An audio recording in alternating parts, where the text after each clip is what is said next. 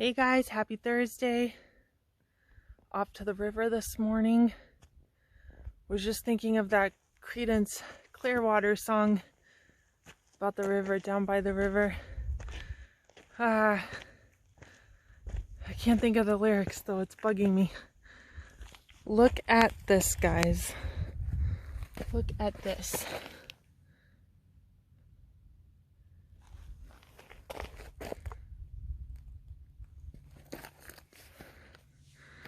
When I first moved out here 3 years ago, it was around this time of year, and I knew desert wildflowers were like a thing. I just didn't realize how spectacular they actually were until I,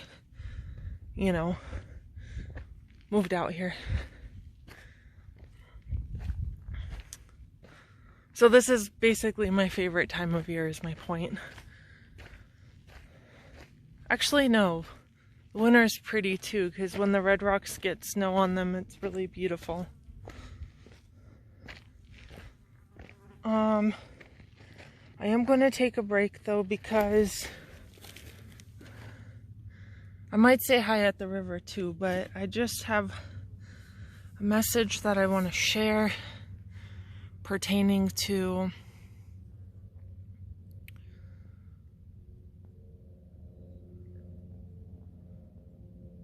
the massive spiritual shift that this blog is about. You know, the shift from believing that you are separate with all of life to the deep recognition that you are life itself in every possible form and scenario.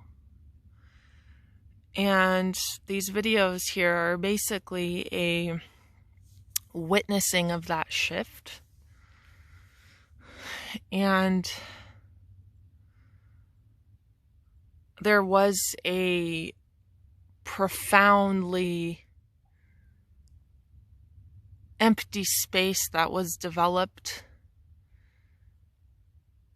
at the beginning of this journey, that I refer to as the nothingness or the void. And through time, as that extraordinarily destabilizing shift, and when I say destabilizing, I mean like it's difficult to function in day-to-day life. But after X amount of years of that reintegrating and incorporating itself into the me or the character, or into basically all of life, because at this point it's not incorporating back into Kate, it's incorporating back into everything as everything. There's like way too many flies here, so actually I'm gonna walk. I think it's because horses go on the trail and they just like poop all over, so I don't know.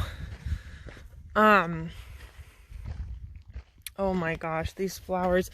The crazy thing about these flowers, you guys, is that every year they're freaking different. Like, I think the seeds, the birds carry the seeds out here from all over, and I just see new flowers that I've never seen before every year. It's nuts. So really the key at this point of the spiral, because consciousness is an upward moving spiral. It gathers everything in its here and now, and it brings it upward. It brings it to higher levels of perspective and awareness. So everything that comes into your space, no matter what it is, if it's melancholy, if it's a person, if it's an opportunity, if it's an illness, if it's in your space and if it's in your point of awareness or reference, it's on an upward movement on that spiral. You could call that it's healing, it's ascending, it's rebalancing, it's coming into harmony or alignment, it's expressing truth. These are just words, but in essence, it's expressing its dualistic counterparts. Okay? And Okay, so what else did I want to say? So at this point of the spiral, once all of life starts that dance, that upward movement, or that transformational expression, we come face to face with all the parts of the psyche that are rooted in fear, rooted in resistance. Eckhart Tolle says a monumental statement when he's describing his spiritual awakening. It's the most important thing probably in his entire body of work that he says. He says that when he experienced a non-dual recognition, which he refers to as an awakening, he heard the words resist nothing. He heard the words resist nothing. And that's what he did, and that's what happened. Okay? So if you're on this journey, then at this level of understanding, okay, if you've had the non-dual recognition, if you've gone through those shifts, you're going through them now, then the path is a path of non-resistance, literally. Okay? A path of, and you know, and we can't really say, oh, don't resist this. Like, if resistance is happening, then it's happening. But you can't really go in there and say don't resist it, because then that becomes a resistance to your resistance. So it's tricky what we're talking about here. But as you abide, keyword abide, in the discomfort, in the space of whatever it is that's arising that there's still a dualistic relationship to, as you abide with that formation, one of the 10,000 things that rise and fall, the temporal world of time, you know, something that comes and goes, which is basically anything you can sense or perceive with the five senses, including the physical body and thought forms. As you abide consciously with these 10,000 things, they begin to burn. And I don't mean burn in the sense of dissolve. I mean burn in the sense of they become alive. The electricity, the oneness, the unity in them becomes activated, and then it gets fully incorporated into consciousness. Okay, not your consciousness, because you are no longer your consciousness. You are consciousness itself. So as you abide, meaning staying still, okay, with life, you are in complete and total harmony and union with your non-dual recognition or realization, and you are allowing it to move. So if you're seeing resistance, move towards it. Do not look away, because that is the path. That is the path, my friends. And I'm not the only one observing this. Again, this is just reality. So I'm sure you're seeing it too, and you're recognizing it. So perhaps the song is a validation or a vessel to get you to abide. Okay? So that's my message. That's what I wanted to share. Sending you so much love and light. Bye. Okay, I'm back. Just wanted to show you the nice mountain view here. And actually bring this message full circle, because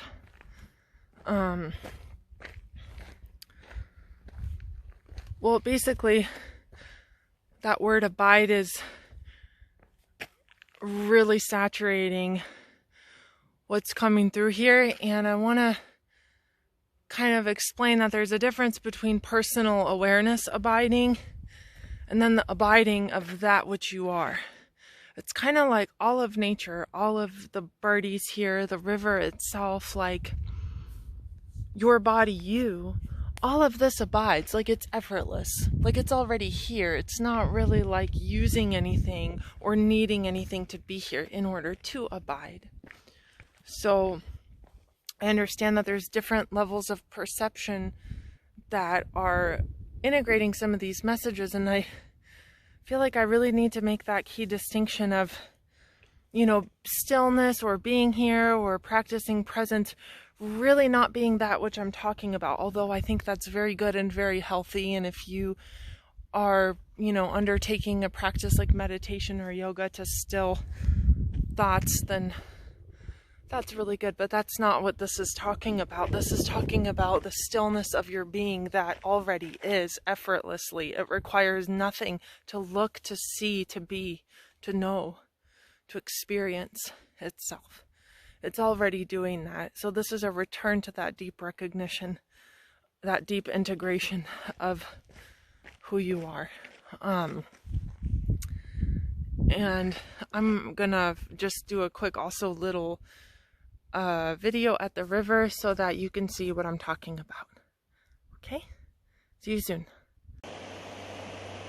All right, here we are. We made it to the river.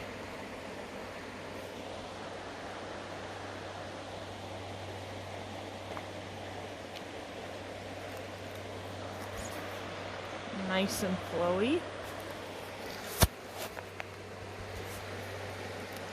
See here. Okay, thanks for hanging out with me this morning, because this is where I want to bring the message full circle.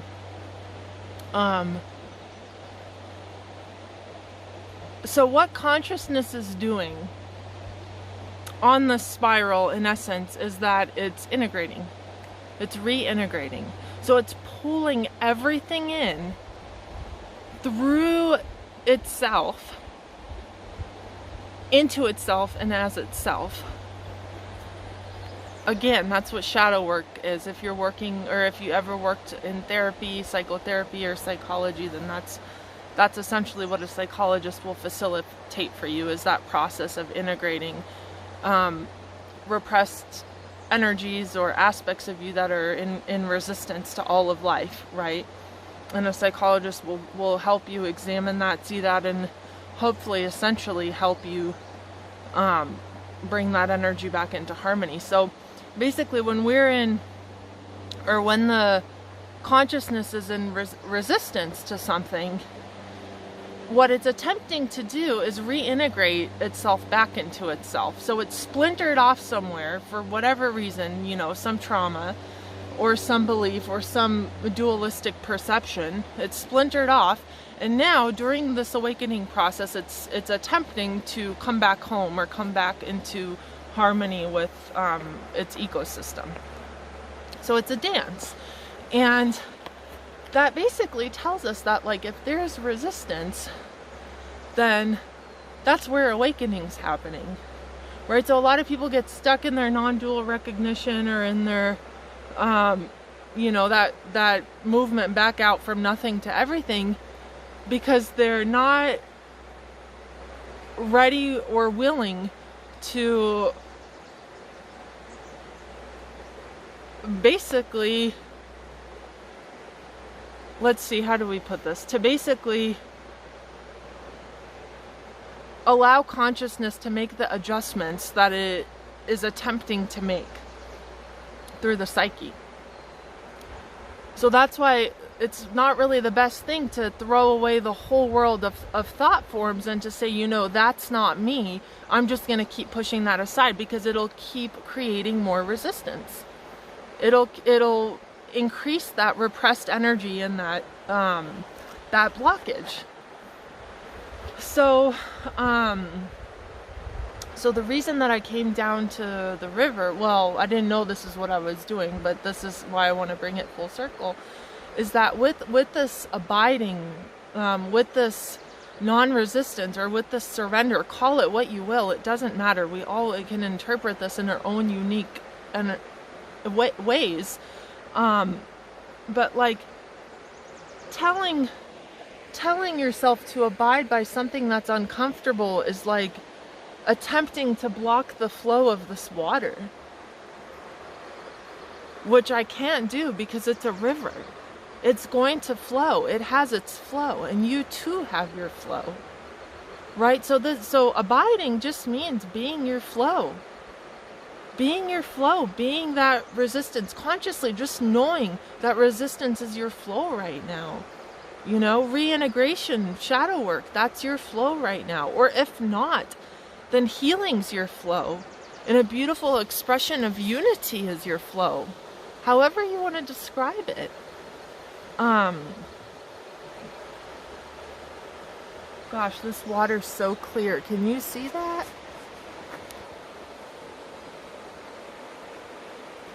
That's you. You're that clarity. In that flow, you are that clarity. So that's the key, is recognizing that nothing needs to be done. In this process, I'm describing to you the world of form, the world of time, something temporal, right? But beneath that, what I'm saying is that you are an effortless flow already. You are already that which abides. You are already whole, complete, and healed. Nothing is actually coming into harmony.